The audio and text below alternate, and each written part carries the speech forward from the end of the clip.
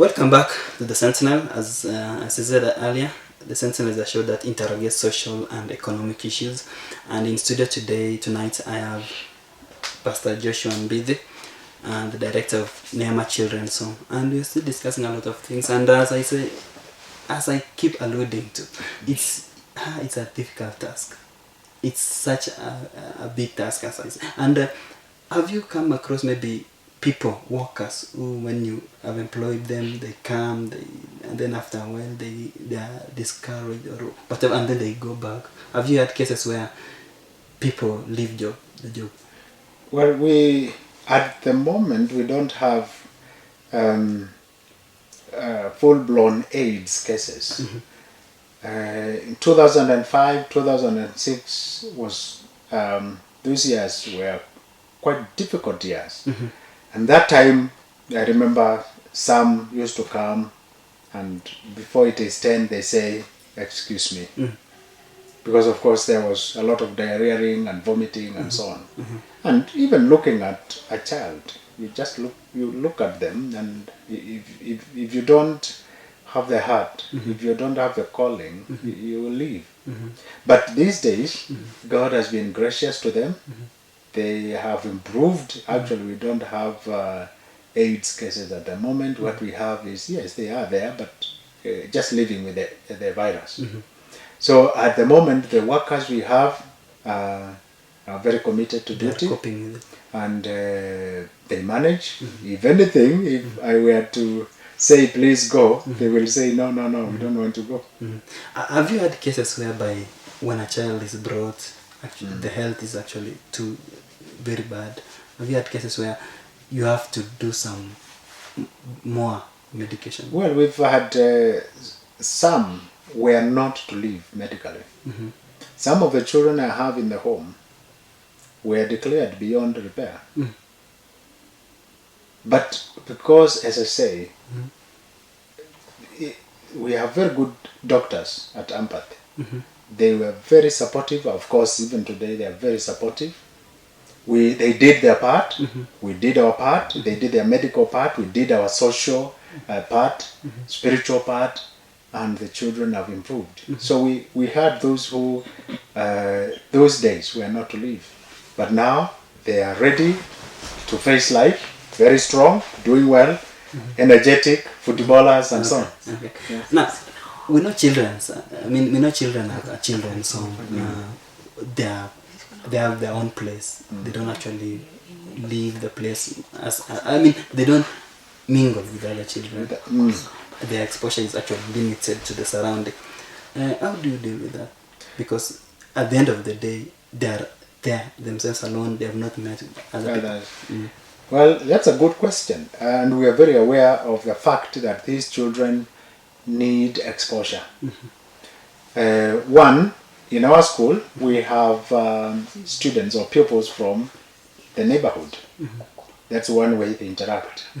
Secondly, after every closure of every term, we have a vacation Bible school on the compound, where we allow children from the community to come 1 week, Bible teaching, and so on.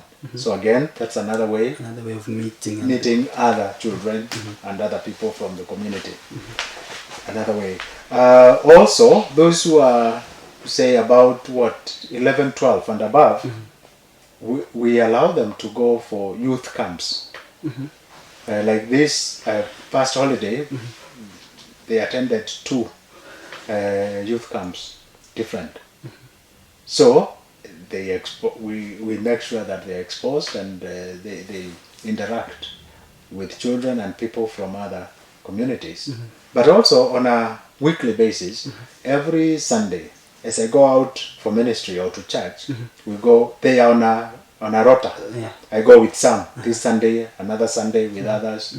So they know. They get to meet with other people. Yeah. There's one difficult question which I know it might have, but let me ask it. There's a situation whereby eventually you know that these children will have to go. Yeah, you understand what I mean. So how do you feel? I mean, how do you, when this happens, how do you feel? Well, I'm assuming we are talking about death. Yeah. Yes, as you know, when they come and they are part of the family, we are one. We are one family. So far, in the last 10 years, we've lost 2 children. Okay. And it's been difficult. You know, It's we difficult, mourn like any other home or family, and we prepare for the burial. We do all that which is necessary, and we bury them with respect. Actually, one of our belief is, since they've had difficult beginnings, some of them have had very difficult beginnings. We want them to come to NEEMA and experience right from the word go the love of God through those who serve with us, so that they feel immediately we bond as a family. We become one, and we are one, and actually practically one as a family. So in case of death, we are one, we mourn together, we prepare for the burial together, and we send them off with due respect. All right. Before we talk about the challenges you're facing, I'm sure there are so many special challenges along the way as you started since 2005 until now. How does your family take all this? I want to thank God for, I have 3 biological children. Mark is 29, Esther is 27, Jonathan is 21. And these children are very supportive of what we do. Very supportive. Since this ministry was started, we started it in our own house. And so these guys, these children, they help with feeding and playing with these children. No problem. Yeah, okay. Very supportive. Very supportive. Yeah. As I said, that I'm sure there are so many challenges you go through as a family on your personal side, with the home itself, and also how do you handle these challenges? I mean, you can tell us about the challenges first, and then how you handle them. Well, we have challenges are there, and approaching challenges from a biblical perspective, they are good. They make us strong. As the Bible puts it in James, count it all joy when you meet with various trials. The Bible talks about elsewhere that there is no temptation that God allows that has not been common to man. And if it does happen or come our way, God will provide a way. So we have challenges, and one of them is, of course, stigma. Our children in school. That is a challenge. Finances are a challenge. And bringing them up socially is a challenge. As in terms of counseling, guidance, that is a big challenge. So yeah, these are some of the challenges we have as a family. So how do you deal with this? Well, since NEEMA Children's Home is a faith-based ministry, the first place, our first action is prayer. We go to God and ask which way forward. Oh God, what do you want us to do? We pray for God's help, for God's guidance, and so on. And then we come down to the rubber hits the road. If it is a counseling challenge, we have to call whoever and we talk. We go through issues from now. Do you see, for example, whatever they've done, do you think this is wrong? And so on. And they tell us. So we build together with them, we come to a conclusion.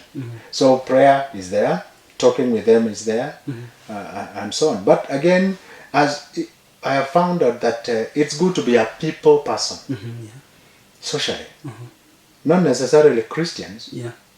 People from all walks of life, religions, different religions. Be a people person. Share with. I have many friends in this town who are a big blessing to me, and they are not Christians because of what we do and because of social life.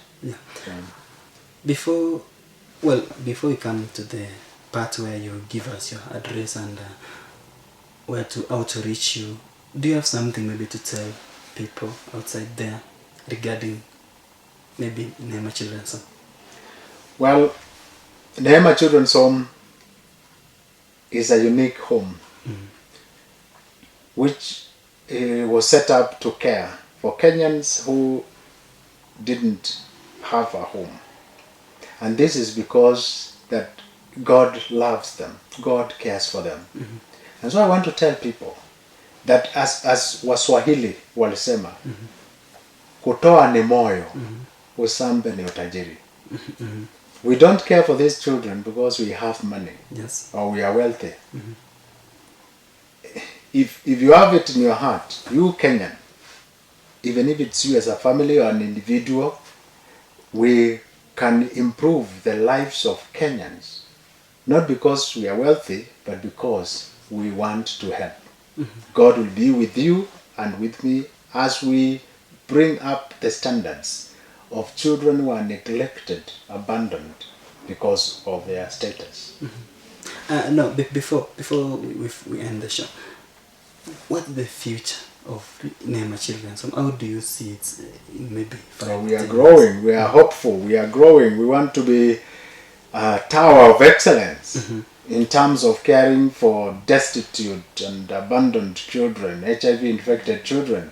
We want to be a tower of excellence, not only in our county, but also in this country. We want people to see that home. We have hopes. We have the hope that God will make a way where there seems to be no way.